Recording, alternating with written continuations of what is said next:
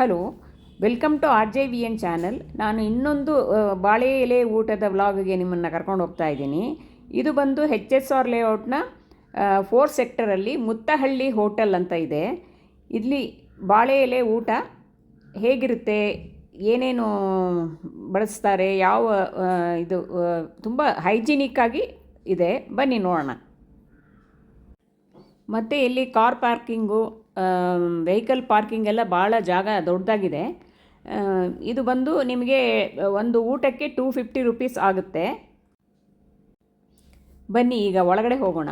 ಮೆನೂನ ನಾನು ನಿಮಗೆ ಡಿಸ್ಕ್ರಿಪ್ಷನಲ್ಲಿ ಹಾಕಿರ್ತೀನಿ. ಈ ಹೋಟೆಲ್ನಲ್ಲಿ ಫಸ್ಟ್ ಫ್ಲೋರ್ನಲ್ಲಿ ಬಾಳೆಲೆ ಊಟ ಇರ್ತದೆ. ಬನ್ನಿ ಹೋಗೋಣ. ಯಾವ ಥರ ಏನೇನು ಬಡಿಸ್ತಾರೆ, ಯಾವ್ಯಾವ ಐಟಮ್ಸ್ ಇರುತ್ತೆ ಅನ್ನೋದೆಲ್ಲ ನಾವು ನೋಡೋಣ.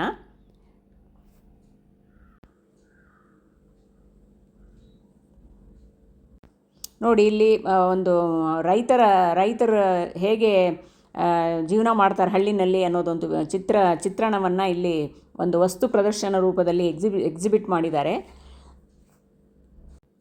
ಬನ್ನಿ ಒಳಗಡೆ ಹೋಗೋಣ. ಇಲ್ಲಿ ಆ್ಯಂಬಿಯನ್ಸು ಅಷ್ಟೇ ಭಾಳ ಚೆನ್ನಾಗಿದೆ, ಹೈಜೀನಿಕ್ ಆಗಿದೆ. ಅಲ್ಲಿ ಬಡಿಸೋರೆಲ್ಲ ಒಂದು ಸಮವಸ್ತ್ರ ಸ್ಯಾರೀಸ್ ಎಲ್ಲ ಉಟ್ಕೊಂಡು, ಲೇಡೀಸು ಆಮೇಲೆ ಜೆಂಟ್ಸ್ ಕೂಡ ಒಂದು ಸಮವಸ್ತ್ರನೆಲ್ಲ ಉಟ್ಕೊಂಡು ಬಡಿಸ್ತಾ ಇರ್ತಾರೆ. ಇಲ್ಲಿ ನಿಮಗೆ ಟ್ರೆಡಿಷನಲ್ ಸೌತ್ ಇಂಡಿಯನ್ ಊಟ ಸಿಗುತ್ತೆ. ಸೊ ಆ್ಯಸ್ ಯೂಶ್ವಲ್ ನಿಮಗೆ ಗೊತ್ತಿರೋ ಥರ ಇಲ್ಲೆಲ್ಲ ನೋಡಿ ಮೆನು ಇದೆ, ಎಲ್ಲ ಮಾಡಿ ಇಟ್ಟಿದ್ದಾರೆ. ಇಲ್ಲಿ ನಾವು ರಾಜ್ಯೋತ್ಸವದ ದಿನ ಇಲ್ಲಿ ಊಟಕ್ಕೆ ಬಂದಿದ್ವಿ. ನೋಡಿ, ಎಲ್ಲರೂ ಕೂತ್ಕೊಂಡು ಊಟ ಮಾಡ್ತಾ ಇದ್ದಾರೆ. ನಾವು ಕೂಡ ಒಂದು ಊಟ ಮಾಡೋಣ, ಬಾಳೆ ಎಲೆ ಊಟ ಅಂತ ನಾವು ಒಂದು ಜಾಗವನ್ನು ಆರಿಸ್ಕೊಂಡು ಬಂದ್ವಿ. ನಿಮಗೆ ಗೊತ್ತಿರೋ ಥರ ಆ್ಯಸ್ ಯೂಶ್ವಲ್ ಇಲ್ಲಿ ಬಾಳೆ ಎಲೆ ಊಟ ಅಂದರೆ ಫಸ್ಟು ಬಾಳೆ ಎಲೆನ ಕೊಟ್ಟು ಬಾಳೆ ಎಲೆನ ಹಾಕಿ ನಮಗೆ ಊಟನ ಬಡಿಸ್ತಾರೆ. ಇದೆಲ್ಲ ಮೆನು ಇದೆ ನೋಡಿ, ಏನೇನು ಐಟಮ್ಸ್ ಇದೆ ಅಂತ. ಬನ್ನಿ ಈಗ ನಾವು ಕೂತು ಊಟ ಮಾಡೋಣ. ಇಲ್ಲೆಲ್ಲ ಆಲ್ರೆಡಿ ಜನಗಳೆಲ್ಲ ಕೂತು ಊಟ ಮಾಡ್ತಾ ಇದ್ದಾರೆ. ಮೊದಲನೇ ಆ್ಯಸ್ ಯೂಶ್ವಲ್ ಬಾಳೆ ಎಲೆ ಫಸ್ಟ್ ಹಾಕ್ತಾರೆ. ಆಮೇಲೆ ಮೊದಲು ಪಾಯಸವನ್ನು ಹಾಕ್ತಾರೆ, ಮೊದಲು ಸ್ವೀಟ್ ಹಾಕ್ತಾರೆ. ಆ ಪಾಯಸ ಬಂದು ಶಾವಿಗೆ ಪಾಯಸ. ಮೊದಲು ನಮಗೆ ಬಾದಾಮ್ ಪುರಿ ಸ್ವೀಟನ್ನು ಕೊಟ್ಟಿದ್ದಾರೆ. ಆಮೇಲೆ ಮಾವಿನ ಹಣ್ಣಿನ ಸೀಸನ್ ಆಗಿರೋದ್ರಿಂದ ಮಾವಿನ ಹಣ್ಣಿನ ಗೊಜ್ಜು, ಅಲ್ಲಿ ಯಾವ್ಯಾವ ಸೀಸನ್ ಇರುತ್ತೆ ಅದ್ರ ಪ್ರಕಾರ ನಮಗೆ ಗೊಜ್ಜು ಕೊಡ್ತಾರೆ. ಇದು ಬಂದು ಆಲೂಗಡ್ಡೆ ಮತ್ತು ಬದನೆಕಾಯಿ ಹಾಕಿ ಪಲ್ಯ ಮಾಡಿದ್ದಾರೆ. ಮತ್ತು ಚಟ್ನಿ, ಅದು ತೆಂಗಿನಕಾಯಿ ಚಟ್ನಿ. ನಂತರ ಕೋಸಂಬರಿ, ಕ್ಯಾರೆಟು, ಕಾರ್ನು ಎಲ್ಲ ಹಾಕಿ ಮಾಡಿರುವಂಥದ್ದು. ಇದು ಮೆಣಸಿನಕಾಯಿ ಬಜ್ಜಿ. ಇದು ಎಲ್ಲ ಐಟಮ್ಸ್ ಕೂಡ ಭಾಳ ಚೆನ್ನಾಗಿತ್ತು. ಅಷ್ಟೊಂದು ಖಾರ ಅನ್ನೋ ಥರ ಇರಲಿಲ್ಲ. ನಾವೆಲ್ಲ ಮೀಡಿಯಮ್ ಆಗಿ ತಿನ್ನುವಂಥದ್ದು, ಒಂದು ಹೆಲ್ದಿ ಖಾರ ಅಂತಲೇ ಹೇಳ್ಬೋದು. ಈಗ ಒಂದು 2 ಹಪ್ಪಳ ಹಾಕಿದ್ದಾರೆ.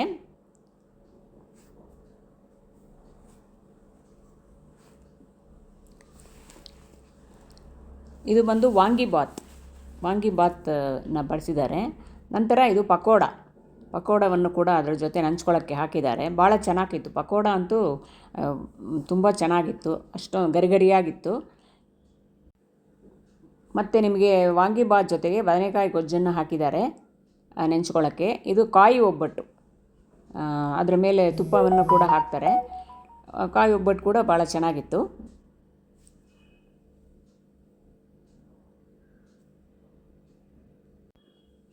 ಇದು ಒಬ್ಬಟ್ಟು ಕೂಡ ಭಾಳ ಹೋಳಿಗೆ ಅಷ್ಟೊಂದು ತುಂಬ ಸ್ವೀಟ್ ಅನ್ನೋ ಥರ ಇರಲಿಲ್ಲ. ಇದು ಬಂದು ನೀರು ದೋಸೆ ಹಾಕಿದ್ದಾರೆ.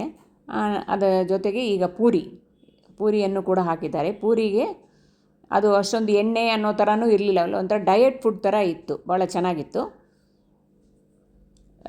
ಪೂರಿಗೆ ಇದು ಸಾಗುವನ್ನು ಬಳಸಿದ್ದಾರೆ. ಅದು ಅಷ್ಟೇ ಖಾರ ಇರಲಿಲ್ಲ, ಚೆನ್ನಾಗಿತ್ತು. ಇದು ವೆಜಿಟೇಬಲ್ ಪಲಾವ್, ಮೀಡಿಯಮ್ ಖಾರ, ಸ್ಪೈಸಿ, ತುಂಬ ಸ್ಪೈಸಿ ಅಂತಲೂ ಇಲ್ಲ, ಎಲ್ಲ ತಿನ್ನೋ ಥರ ಇತ್ತು. ಆ ಥರ ಖಾರನೂ ಜಾಸ್ತಿ ಅಂತ ಹೇಳೋಕ್ಕಾಗಲ್ಲ, ಮೀಡಿಯಮ್ ಖಾರ ತಿನ್ನೋ ಅಂಥ ತುಂಬ ರುಚಿಯಾಗಿತ್ತು. ಇದಕ್ಕೆ ಮೊಸರು ಪಚ್ಚಡಿ ಹಾಕಿದ್ದಾರೆ. ಪಲಾವ್ಗೆ ಸೌತೆಕಾಯಿ ರಾಯ್ತ ಹಾಕಿದ್ದಾರೆ. ಇದು ವೈಟ್ ರೈಸ್. ಕೊನೆಯಲ್ಲಿ ನಿಮಗೆ ರೈಸ್ ಬೇಕು ಅನ್ನೋರು ರೈಸ್ ಕೂಡ ತಿನ್ಬೋದು. ರೈಸ್ ಹಾಕಿದ್ದಾರೆ.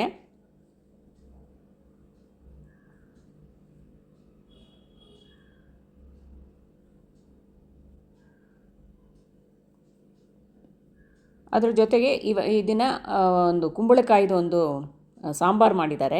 ದಿನಕ್ಕೆ ಇದು ರಸಮ್ ಹಾಕಿದ್ದಾರೆ ನೋಡಿ, ಅದು ಅಷ್ಟೇ ಭಾಳ ಚೆನ್ನಾಗಿತ್ತು. ಇದು ಕರ್ಡ್ ರೈಸ್, ಅದು ಭಾಳ ಚೆನ್ನಾಗಿತ್ತು. ಈ ವ್ಲಾಗ್ ನಿಮಗೆ ಇಷ್ಟ ಆಯಿತು ಅಂತ ಹೇಳಿದ್ರೆ ದಯವಿಟ್ಟು ಲೈಕ್, ಶೇರ್ ಆ್ಯಂಡ್ ಸಬ್ಸ್ಕ್ರೈಬ್ ಮಾಡಿ ನಮ್ಮನ್ನು ಹೀಗೆ ಪ್ರೋತ್ಸಾಹಿಸಿ. ನಾನು ಇನ್ನೊಂದು ವ್ಲಾಗ್ಗೆ ಬರ್ತೀನಿ.